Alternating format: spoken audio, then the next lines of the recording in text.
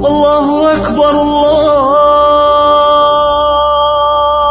اکبر۔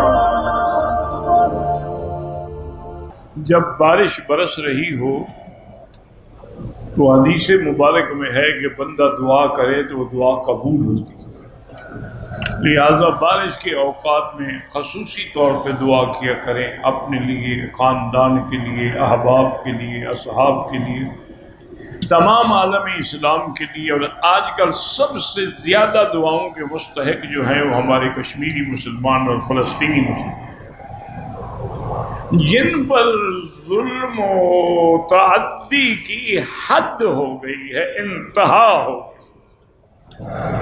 آج یعنی تقریباً 70 دن گزر گئے ہیں کرفیو کو کہ تمام دنیا سے ان کا رابطہ منقطع ہو گیا ہے، کسی کو ٹیلی فون نہیں کر سکتے، نہ ٹیلی فون سن سکتے، اور نہ کسی میڈیا کو خبر دینے کی اجازت ہے، جانے نہیں دیتے خبر کیا دیں گے۔ یہ تو الگ بات ہے کہ سیٹلائٹ کے ذریعے بعض لوگ ان کے حالت نظار کی خبریں دے رہے ہیں، لیکن بہرحال اس قسم کے ظلم جو ہم پڑھتے ہیں نا جی، ہلاکوں نے یہ کیا اور چنگیز خان نے یہ کیا، یہ تو ان سے بھی بڑے ہیں، ہلاکو اور چنگیز سے بھی بڑے ظالم ہیں۔ آپ دیکھتے ہوں گے کہ فلسطین والوں کے پاس کیا ہے، پتھر اٹھا کے مارتے ہیں بیچارے، یہ پتھر مارتے ہیں، وہ سیدھی گولی مارتے ہیں۔ جمعہ کے دن مسجد اقصی جو قبلہ اول ہے اس کو بند رکھا گیا اور جمعہ بھی نہیں پڑھنے دیا گیا۔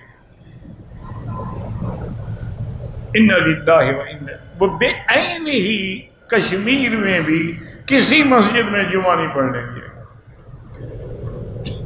جو مساجد تھی ان کو بھی تالے لگا دیے گئے۔ تو اس لیے خصوصی دعا کریں کہ اللہ ہمارے ان مسلمان بھائیوں کو ظلم و ستم سے نجات عطا فرمائے، اور اللہ تبارک و تعالی ظالموں سے اپنی قدرت سے بدلہ دے۔